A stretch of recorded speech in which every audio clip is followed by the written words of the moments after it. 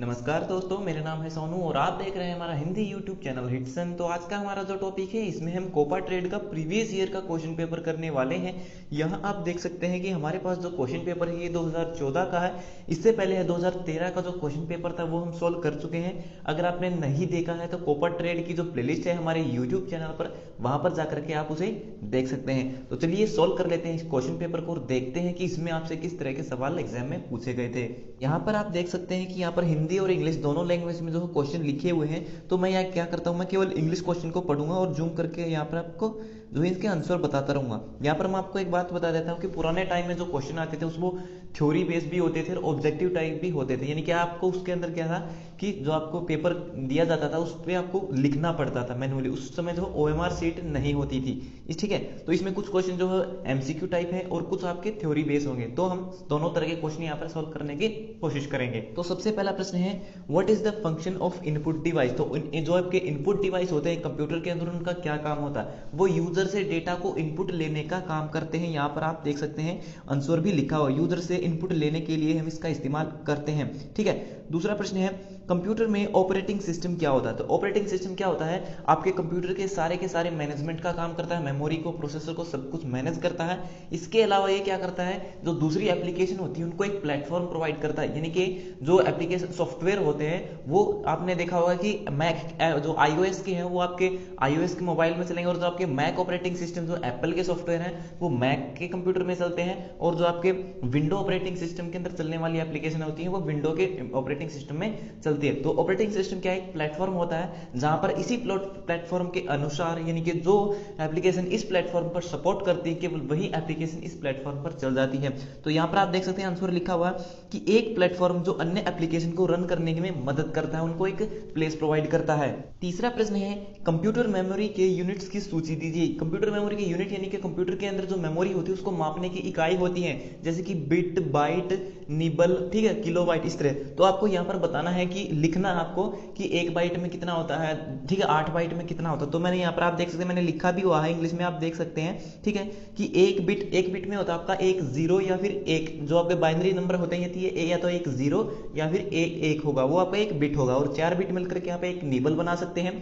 ठीक है, और 2 निबल यानी कि 8 बिट बन करके आप जो है एक बाइट का निर्माण कर सकते हैं। उसके बाद आता है आपका 1024 बाइट। ठीक है, 1024 बाइट में आपका 1 किलोबाइट, फिर 1024 किलोबाइट में आपका 1 मेगाबाइट, और ये साइकिल जो लगातार चलता रहता है आगे की तरफ। ठीक है, और 1024 करते करते, ठीक है, एमबी के बाद आपका जीबी आ जाता है, उसके बाद टेराबाइट आ जाता है। तो इस तरह से ये जो नंबर ही आगे बढ़ता रहता है। इससे आगे जितने भी नंबर होते हैं वो 1024 से मल्टीप्लाई होते रहते हैं। ठीक है, चौथा प्रश्न यहाँ पर आप देख सकते हैं जो कि लिनक्स ऑपरेटर का एक, यहाँ पे आपको एक डायरेक्टरी स्ट्रक्चर के बारे में पूछा गया है। इसे आप छोड़ सकते हैं क्योंकि ये आपको एक ड्राइंग यहाँ पर बनानी होती है कि जो लिनक्स का ऑपरेटिंग सिस्टम है उसके अंदर जो फाइल सेव होती है वो किस तरह से स्टोर की जाती है। पांचवा प्रश्न है, एमएस वर्ड 2007 के अंदर जो विंडो होती है उसके अंदर टैब होते हैं और रिबन होते हैं। तो यहाँ पर पूछा गया है कि जो रिबन होते हैं वो क्या होते हैं। तो यहाँ पे आपको लिखना है, तो मैं आपको बता देता हूँ कि टैब कौन से होते हैं। आपने देखा होगा जब भी आप एमएस वर्ड को ओपन करते हैं तो सबसे ऊपर जो, जहां पर आपकी जो फाइल आपने ओपन की है उस फाइल का जो नाम लिखा होता है, डॉक्यूमेंट 1, अगर डिफॉल्ट स्टार्ट में आप ओपन किया है एमएस वर्ड को, स्टार्टिंग में ओपन किया तो डिफॉल्ट में वहां पर आपको डॉक्यूमेंट 1 लिखा हुआ मिलेगा। वहीं अगर आपने किसी फाइल को ओपन किया है एमएस वर्ड की, तो वहां पर उस फाइल का नाम आपको वहां पर देखने को मिलेगा सबसे ऊपर जो लाइन होती है जिसे हम टाइटल बार कहते हैं, और टाइटल बार के नीचे दूसरी जो लाइन होती है, दूसरी जो पट्टी होती है उसे हम मेन्यू बार बोलते हैं, और उस मेन्यू बार के ऊपर आपके टैब होते हैं, जैसे कि होम टैब, इंसर्ट टैब, ठीक है, पेज सेटअप, ये सब आपके टैब हैं। और इन टैब पर क्लिक करने पर आपने देखा होगा नीचे की तरफ और भी बहुत सारे ऑप्शन खुल के आते हैं। जैसे मैंने होम टैब पर क्लिक किया तो ऑप्शन निकल के आया आपका क्लिपबोर्ड, फॉन्ट, ठीक है, पैराग्राफ। तो ये जो ऑप्शन नीचे की तरफ जो तीसरी लाइन निकल के आती है, पहले टाइटल बार, उसके बाद मेन्यू बार, उसके बाद जो तीसरी पट्टी निकल के आती है उसे हम जो है रिबन बार बोलते हैं। ठीक है, तो यहां पर आपको लिख करके बताना होता है कि रिबन बार होता क्या है। छठा प्रश्न है, शॉर्टकट की वह की है जिसे उपयोगकर्ता निष्पादित करने के लिए प्रयोग करता है 2007 में सेल को एडिट करने के लिए कौन सी शॉर्टकट की? तो सिंपल आपसे पूछा गया कि एक्सेल के अंदर किसी भी सेल के अंदर जो डेटा है उसको एडिट करने के लिए हम कौन सी शॉर्टकट की इस्तेमाल करते हैं? तो उसके लिए हम जो है F2 जो शॉर्टकट की होती है फंक्शन 2 उसे इस्तेमाल करते हैं। और अगर आप डेस्कटॉप पर काम कर रहे हैं तो उस समय F2 जो बटन होता है फंक्शन की होती है, इसका इस्तेमाल किसी भी फाइल को रीनेम करने के लिए भी किया जाता है। इसके अलावा आपका जो सेल होता है उसके अंदर जो डेटा है अगर आपको उसे एडिट करना है तो आप अपने माउस के माध्यम से डबल क्लिक करके भी उसे एडिट कर सकते हो। सातवां प्रश्न है MS एक्सेस 2007 में फॉरेन की को क्या कहते हैं? तो यहाँ पर मैं आपको बता देता हूँ कि जो आपका MS एक्सेस होता है माइक्रोसॉफ्ट विंडो के अंदर, वो एक डेटाबेस एप्लीकेशन सॉफ्टवेयर है जिसके अंदर हम टेबल्स बनाते हैं, टेबल के अंदर डेटा को स्टोर करते हैं और उन टेबल के बीच में हम रिलेशन भी करते हैं। तो आप सब जानते हैं कि MS एक्सेस के अंदर जो हम टेबल बनाते हैं उसके अंदर किसी न किसी एक फील्ड को हमें जो यूनिक बनाना होता है, यूनिक बनाने के लिए हम उस फील्ड को जो है एक प्राइमरी की बना देते हैं। तो जो भी फील्ड आपकी यूनिक होती है उसे हम प्राइमरी की बोलते हैं। और ये हमारे पास दो टेबल है, तो पहली टेबल के अंदर किसी फील्ड को हमने यूनिक बनाया है और उस यूनिक फील्ड को दूसरी टेबल से जब हम जोड़ते हैं, उनके बीच में रिलेशन करते हैं, तो वो फील्ड दूसरी टेबल की किसी भी फील्ड से कनेक्ट होती है। तो जिस फील्ड से वो जुड़ी हुई है पहली वाली टेबल की फील्ड, ठीक है, उसे हम जो है फॉरेन की बोलते हैं, ठीक है। और पहली वाली टेबल को क्या बोलते हैं हम? प्राइमरी की। और जो दूसरी टेबल से जुड़ी हुई है वही फील्ड, उसे हम फॉरेन की बोलते हैं। यहाँ पर आप देख सकते हैं लिखा भी हुआ है कि प्राइमरी की दूसरी टेबल में जिस फील्ड से जुड़ी होती है वह फॉरेन की होती है।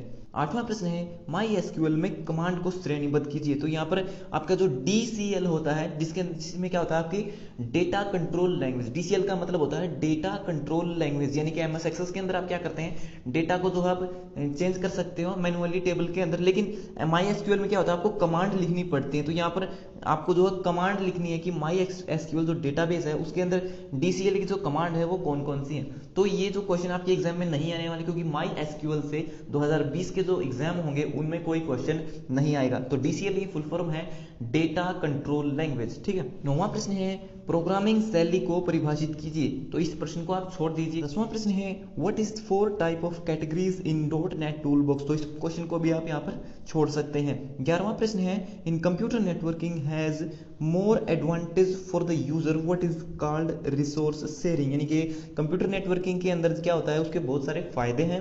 तो यहाँ पे आपसे पूछा गया कि जो रिसोर्स शेयरिंग है वो क्या होती है। तो मैं आपको बता देता हूँ कि रिसोर्स शेयरिंग क्या होती है। रिसोर्स का मतलब होता है कि कोई चीज़ हमें कहाँ से मिल रही है। जैसे मैंने अपनी गूगल ड्राइव के अंदर बहुत सारी PDF को अपलोड किया हुआ है, तो मैं क्या करता हूँ आपको जो है बहुत सारे लिंक शेयर करता हूँ। तो उन PDF के मैं आप सभी को लिंक शेयर करता हूँ, जिससे क्या होता है आप उस लिंक पर क्लिक करके उस PDF को डाउनलोड कर लेते हो। तो वो जो फाइल है वो कहाँ पर है, उसका रिसोर्स कहाँ पर, उसका रिसोर्स मेरी गूगल ड्राइव पर है।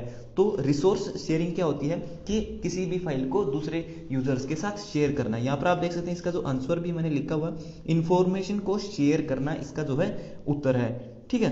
अगला प्रश्न है DHTML का विस्तार क्या है, यानी कि DHTML की फुल फॉर्म क्या है। तो HTML का मतलब तो आप जानते हैं हाइपर टेक्स्ट मार्कअप लैंग्वेज। तो उसके आगे अगर हम D लगाते हैं तो आपका बन जाता है dynamic hyper text markup language, ठीक है।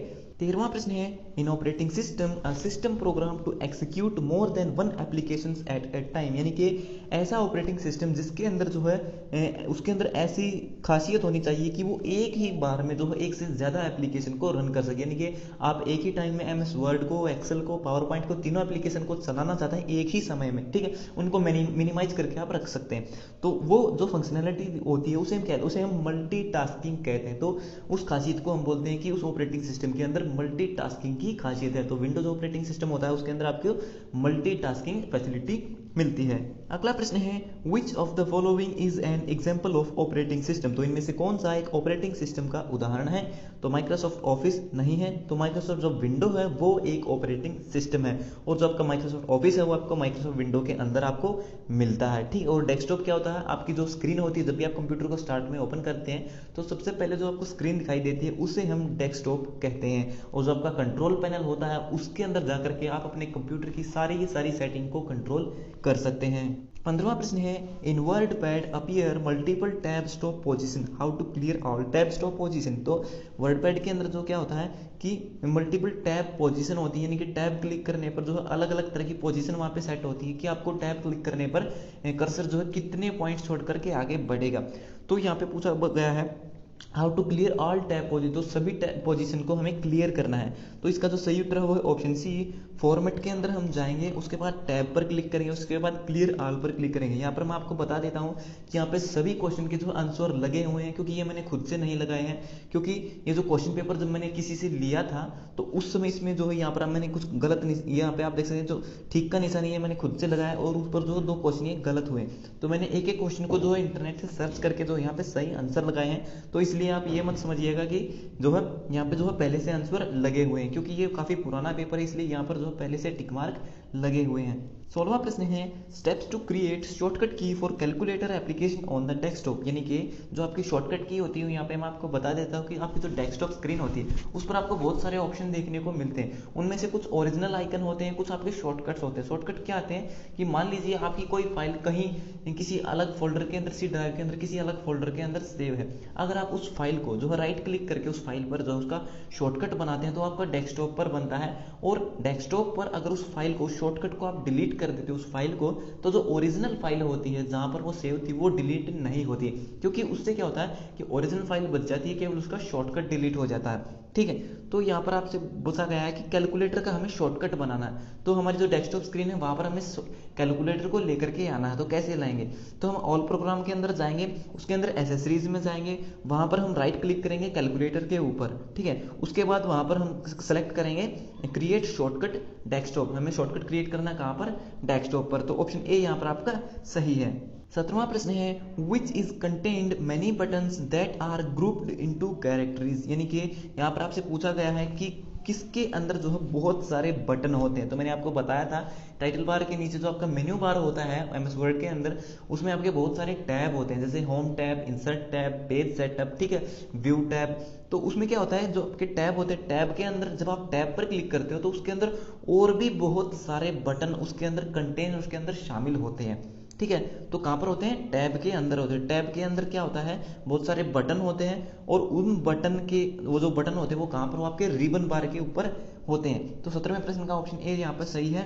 18वां प्रश्न है the red wave underline in MS word document indicate, यानी कि एमएस वर्ड के अंदर, ठीक है, तो जो रेड कलर की अंडरलाइन होती है वो किन वर्ड के नीचे आती है।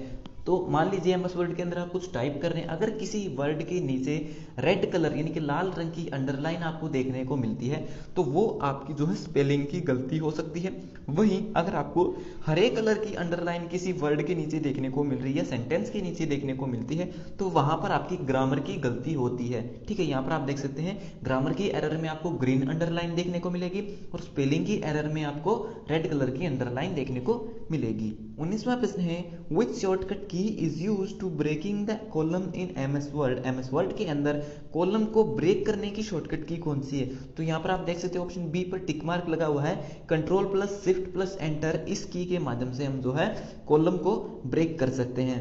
20वां प्रश्न है which of the following option insert a picture from A file, यानी कि एमएस वर्ड के अंदर आपको कोई इमेज लेकर के आनी, पिक्चर लेकर के आनी, तो वो आप कैसे करेंगे। तो इसके लिए हमारा सिंपल होता है इंसर्ट टैब के अंदर जाएंगे और पिक्चर को सेलेक्ट करेंगे। तो जो ऑप्शन सी है यहाँ पर आपका सही है। 21वां प्रश्न है which option makes all content visible with in a cell by displaying it on multiple lines, यानी कि ये जो क्वेश्चन है आपके एमएस एक्सेल से पूछा गया है कि एमएस एक्सेल के अंदर जो सेल होता है उसके अंदर आपने देखा होगा किसी सेल के अंदर आप जब भी कुछ लिखते हैं तो आप लिखते चले जाते हैं और वो जो आपकी जानकारी उस सेल में लिखती चली जाती है, मतलब एक ही लाइन में आप लिखते रहते हैं। अगर आप एंटर बटन प्रेस नहीं करते हैं तो आप एक ही लाइन में लगातार लिखते चले जाते हैं। ठीक है, और जब आप अगले सेल पर क्लिक करते हैं, उस सेल से अगले सेल में लिखते हैं, तो वो जो जानकारी वो आपको थोड़ी सी वहां पर देखने को मिलती है, पूरा आपको जानकारी वहां पर दिखाई नहीं देती है। तो अगर आपको वहां पर पूरी जानकारी देखनी है तो वो आप कैसे करेंगे। तो इसके लिए एक ऑप्शन होता है रैप टेक्स्ट। रैप टेक्स्ट में क्या होता है कि आप जो है सेल में कुछ लिख रहे हैं, मतलब पहले हम क्या करें, सेल की जो चौड़ाई है उसको सेलेक्ट करेंगे। सबसे पहले हम सेल की चौड़ाई को सेलेक्ट करेंगे, उसके बाद रैप टेक्स्ट को जो ऑप्शन होता है उसको ऑन कर देंगे। ठीक है, ऑन करने के बाद क्या होगा कि उस सेल के अंदर हम जो भी जानकारी लिखेंगे तो जहां तक हमने सेल की चौड़ाई पहले सेलेक्ट की हुई है वहां तक लिखने के बाद हमारी जो हम टेक्स्ट लिख रहे हैं वो ऑटोमेटिकली बिना एंटर बटन को प्रेस किए अगली लाइन में लिखता हुआ चला जाएगा। तो ये आपका रैप टेक्स्ट जो है ऑप्शन काम करता है कि हमारा जो टेक्स्ट है बिना एंटर बटन को प्रेस किए हमारे टेक्स्ट को अगली लाइन में लेकर के जाने का काम आपका रैप टेक्स्ट करता है। 22वां प्रश्न है formula in MS Excel start with, यानी कि एक्सेल के अंदर जो भी फार्मूला आप लिखते हैं तो सबसे पहले लिखते हैं आप इक्वल का निशान, तो ऑप्शन ए यहाँ पर आपका सही है। 23वां प्रश्न है how do you display current date and time in MS Excel, तो एमएस एक्सेल के अंदर वर्तमान में जो डेट है और जो समय है उसको आप कैसे डिस्प्ले करने हैं, तो इसका शॉर्टकट की जो यानी कि एक फॉर्मूला होता है इक्वल टू नाउ, ठीक है। अगर ये आप लिख करके जो है उसके अंदर एंटर कर देते किसी सेल के अंदर, तो जो आपकी करंट में जो डेट है और करंट में जब आपने ये एंटर किया है तो उस समय जो टाइम था वो आपको डिस्प्ले होगा उसी सेल के अंदर, ठीक है। तो ये आपका फार्मूला था। अगर केवल आपको डेट चाहिए तो आप केवल डेट लिख सकते हैं, ठीक है। केवल आपको टाइम चाहिए तो आप जो है टाइम का फार्मूला यूज कर सकते हैं, लेकिन अगर आपको डेट और टाइम दोनों चाहिए तो आप नाउ फार्मूला का वहां पर इस्तेमाल करेंगे। 24वां प्रश्न है what is the shortcut key to highlight the entire column, यानी कि पूरे कॉलम को हाईलाइट करने के लिए या फिर सेलेक्ट करने के लिए हम किस शॉर्टकट की का इस्तेमाल करते हैं, तो उसके लिए हम कंट्रोल प्लस स्पेस बार जो शॉर्टकट की है उसका इस्तेमाल करते हैं। 25वां प्रश्न है which of the following is not a valid data type in MS Access, तो इनमें से एमएस एक्सेस के अंदर कौन सा डेटा टाइप नहीं है, तो मेमो जो है वो डेटा टाइप होता है, क्योंकि उसके अंदर हमें लॉन्ग डिस्क्रिप्शन लिखने के लिए हम मेमो डेटा टाइप को चूज करते हैं, ठीक है। करेंसी डेटा टाइप होता है अगर हमें डॉलर का निशान लेना है, ठीक है। पिक्चर जो हमारा डेटा टाइप नहीं होता, अगर हमें पिक्चर इंसर्ट करनी है डेटाबेस के अंदर तो उसके लिए हम OLE जो आपका डेटा टाइप होता है, OLE डेटा टाइप होता है, उसको हम चूज करते हैं। OLE का मतलब होता है ऑब्जेक्ट लिंकिंग एम्बेडिंग, ठीक है। उसके बाद है option D auto number. Auto number में क्या होता है, अगर आप सेलेक्ट कर लेते हो तो ऑटोमेटिकली बिना उसके अंदर कुछ लिखे आपको, जैसे ही आपका जो कर्सर है वो अगली लाइन में जाएगा, रिकॉर्ड में जाएगा, तो ऑटोमेटिकली वहां पे नंबर आ जाएगा, ठीक है। यहाँ पर भी जो नंबर है वो रिपीट नहीं होता ऑटो नंबर के अंदर।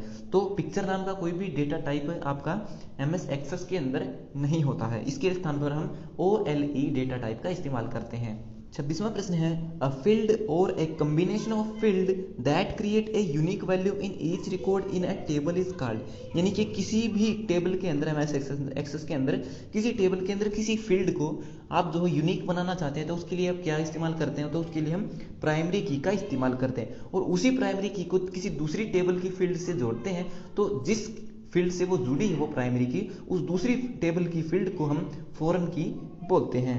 27वां प्रश्न है which one of the following error will occur at the time of program completion, यानी कि जब भी आप किसी प्रोग्राम को रन करते हैं तो उस समय जो आपकी एरर आती है उसे क्या बोलते हैं, तो रन करते समय जो एरर आएगी उसे हम रन टाइम एरर बोलते हैं। और ये जो सवाल है ये आपका सी प्रोग्रामिंग लैंग्वेज का सवाल है। 28वां प्रश्न है द रेंज, तो इस क्वेश्चन को भी आप यहाँ पर छोड़ दीजिए क्योंकि ये भी आपके एग्जाम के लिए जरूरी नहीं है, ये इस तरह क्वेश्चन आपके एग्जाम में नहीं आएगा। 29वां क्वेश्चन है what is the keyboard shortcut to open the property window in VB.net, तो VB.net की कोई भी सवाल आपके एग्जाम में नहीं आने वाले हैं।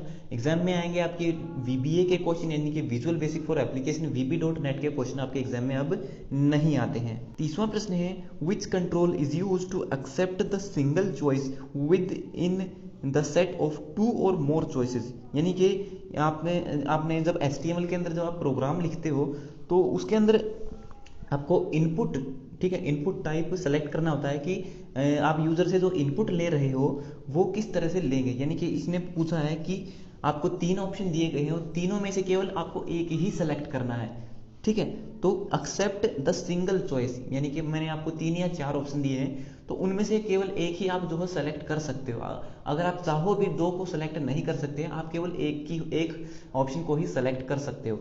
तो उसके लिए हम किस डेटा टाइप का इस्तेमाल करते हैं, तो उसके लिए हम जो है रेडियो बटन का इस्तेमाल करते हैं। इनपुट टाइप, ठीक है, हम HTML के अंदर लिखेंगे input type equal to radio button. तो रेडियो बटन में क्या होगा, आपको जो बिल्कुल सर्कल, एक सर्कल की तरह एक बटन होता है, जैसे आप मान लीजिए आप जब भी कोई फॉर्म अप्लाई करते हैं, कोई रजिस्ट्रेशन करते हैं तो ऑनलाइन उसमें आपको ऑप्शन मिलता है ये आपका रेडियो बटन आपको मिलता है जब आप जेंडर चूज करते हैं। जेंडर में आप चूज करते हैं मेल, फीमेल, अदर, ठीक है। तो आपको वहां पर 3 ऑप्शन देखने को मिलते हैं। तो जेंडर जो है किसी भी इंसान का एक ही हो सकता है, तो केवल एक ही चीज अगर आपको सेलेक्ट करने के लिए दी जाती है तो समझ लीजिए उस कोडिंग के पीछे जो है आपका रेडियो बटन का यूज किया गया है। चेकबॉक्स में क्या होता है कि चेकबॉक्स में आप एक से ज्यादा जो ऑप्शन है उनको सेलेक्ट कर सकते हैं। मान लीजिए आपको यूजर बोलता है कि आपको कितनी लैंग्वेज आती है, इंग्लिश, हिंदी, पंजाबी, तो आप मल्टीपल ऑप्शन को सेलेक्ट करने के लिए हम जो है चेकबॉक्स जो इनपुट टाइप होता है उसका इस्तेमाल करते हैं। और लेबल क्या होता है, जो आपको, ठीक है, मान लीजिए कोई बटन है, उस बटन के ऊपर क्या लिखा हुआ है, ठीक है, जैसे बटन के ऊपर सबमिट लिखा होता है तो वो आपका लेबल होता है। 31वां प्रश्न है, the device is use to connect the network cable with RJ45 and RJ11 connector is, यानी कि उस डिवाइस को क्या बोलते हैं जो नेटवर्क केबल को जो है, यानी कि नेटवर्क की एक तार होती है जो लैन नेटवर्क के अंदर इंटरनेट शेयर करने के लिए जो आपने तार देखी होगी ना, जो आपकी कैट 5 केबल होती है, CAT, उस केबल को आप एक कनेक्टर से जोड़ते हैं, उस कनेक्टर को बोलते हैं हम RJ45। RJ45 का मतलब होता है रजिस्टर्ड जैक 45। आपने ITI में जो है प्रैक्टिकल की होगी, आपने टीचर ने करवाई होगी आपसे। यहाँ पर आप देख सकते हैं स्क्रीन पर, ये आपका एक क्रिम्पिंग टूल है, ठीक है। इस क्रिम्पिंग टूल के माध्यम से हम जो है उस कनेक्टर को और उस वायर को जोड़ने का काम करते हैं, और उस कनेक्टर को बोलते हैं हम RJ45, ठीक है। तो ऑप्शन ए यहाँ पर आपका सही है। वो टूल कौन सा है, वो आपका क्रिम्पिंग टूल होता है। 32वां प्रश्न है, द वेब डिजाइनिंग लैंग्वेजेस, यानी कि वेब पेज बनाने के लिए कौन सी लैंग्वेज का इस्तेमाल करते हैं हम, उस समय हम HTML का इस्तेमाल करते हैं। तो ऑप्शन बी यहाँ पर आपका सही है। और CSS क्या होती है, उसी वेब पेज को उसको अट्रैक्टिव बनाने के लिए, उसको सजाने के लिए हम CSS लैंग्वेज का इस्तेमाल करते हैं। 33वां प्रश्न है, match the usage in the document with its corresponding bars. तो यहाँ पर MS वर्ड के अंदर जो है डॉक्यूमेंट के अंदर जो है कुछ ऑप्शन होते हैं, तो उनको यहाँ पे मिलान करना है। तो यहाँ पर आप देख सकते हैं दूसरा ऑप्शन है टॉप ऑफ द डॉक्यूमेंट, यानी कि डॉक्यूमेंट के सबसे टॉप में क्या होता है, टाइटल बार होता है, और टाइटल बार के नीचे कौन सा होता है, मेन्यू बार होता है, जिस पर आपके टैब होते हैं। तो यहाँ पर जो दूसरा ऑप्शन है उसको मिलान कर दिया, ए से सही है। ऑप्शन तीसरा है मूव द डॉक्यूमेंट, यानी कि आपका जो डॉक्यूमेंट पेज होता है उसको मूव ऊपर नीचे करने के लिए हम किस ऑप्शन का इस्तेमाल करते हैं, उसके लिए हम स्क्रॉल बार का इस्तेमाल करते हैं। तो ऑप्शन जो सी है उसको हमने मिला दिया ऑप्शन बी से। चौथा ऑप्शन है बॉटम ऑफ द डॉक्यूमेंट, यानी कि आपका MS वर्ड के अंदर जो पेज होता है सबसे नीचे जो आपके जो डॉक्यूमेंट के सबसे नीचे जो पट्टी दिखाई देती है वो होती है आपकी स्टेटस बार, जो आपको बताती है कि आपका जो डॉक्यूमेंट है MS वर्ड के अंदर, उसके अंदर आपके कितने वर्ड लिखे हुए हैं, आपका कौन से पेज पर काम करे। तो ये सब जानकारी आपको कहाँ पर मिलती है, आपकी जो आपका सबसे नीचे स्टेटस बार होता है वहाँ पर मिलती है। 34वां प्रश्न है, match the following operator name with the symbol. तो यहाँ पे हमें जो है ऑपरेटर को जो है मिलान करना है, यानी कि ये जो क्वेश्चन है ये जावास्क्रिप्ट का क्वेश्चन है, तो कौन सा ऑपरेटर कौन सा है हमें यहाँ पे बताना है। तो सबसे पहले पूछा है यूनरी ऑपरेटर, तो जो आपका सिंगल प्लस होता है वो आपका यूनरी ऑपरेटर होता है। तो ऑप्शन ए को हमने ए से मिलान दिया, ऑप्शन बी छोड़ दीजिए अर्थमेटिक ऑपरेटर को, ऑप्शन सी यहाँ पर। और तीसरा ऑप्शन है इंक्रीमेंट ऑपरेटर, तो जो आपके 2 बार प्लस लिखा होता है प्लस प्लस, वो आपका इंक्रीमेंट ऑपरेटर होता है। यानी कि मान लीजिए मैं लिखता हूँ 2 प्लस प्लस या फिर 3 प्लस प्लस, ठीक है, अगर मैंने लिख दिया 3 प्लस प्लस तो ये आपका बन जाएगा, जो आपका 3 वैल्यू है वो आपकी बढ़ जाएगी 1। तो जो आपकी 3 वैल्यू है, जब मैं डॉक्यूमेंट डॉट राइट में लिखूंगा 3 जो वैल्यू वो जिस वेरिएबल के अंदर स्टोर है, तो जो आउटपुट आएगा वो आपका 4 बन जाएगा, क्योंकि जिस भी नंबर के बाद में अगर हम प्लस प्लस लिख देते हैं तो उस नंबर के अंदर एक वैल्यू ऐड हो जाती है, जुड़ जाती है। तो प्लस प्लस ऑपरेटर क्या करता है, आपकी एक नंबर जो वैल्यू होती है उसको इंक्रीज कर जाता है, इसीलिए इसे इंक्रीमेंट ऑपरेटर बोलते हैं, ठीक है। और जो ऑप्शन 4 दिया है रिलेशनल ऑपरेटर, तो जो आपका ग्रेटर देन है और जो आपका लोअर देन होता है, ये दोनों आपके रिलेशनल ऑपरेटर होते हैं। ये आपके जो नंबर होते हैं, जो वैल्यू होते हैं, उनके बीच में रिलेशन को बताता है कि इनमें से कौन सा बड़ा है कौन सा छोटा है। 35वां प्रश्न आप छोड़ सकते हो, और यहाँ पर मैं आपको एक बात बता देता हूँ कि इस पेपर के अंदर केवल 35 क्वेश्चन ही थे, क्योंकि पुराने टाइम में जो है ज़्यादा क्वेश्चन नहीं आते, लेकिन जो आपका आने वाला जो एग्जाम होगा 2020 के अंदर, उसमें आपसे जो 50 क्वेश्चन पूछे जाएंगे और प्रत्येक क्वेश्चन के आपको 2 अंक दिए जाएंगे, यानी कि आपका जो पेपर होगा वो 100 नंबर का होने वाला है। तो ये हो गए हमारे आज के सभी प्रश्न कंप्लीट। सो वीडियो देखने के लिए धन्यवाद। अगर आपका कोई सवाल है तो आप कमेंट बॉक्स में लिख करके पूछ सकते हो। तो मिलते हैं हमारी अगली वीडियो में, तब तक के लिए नमस्कार।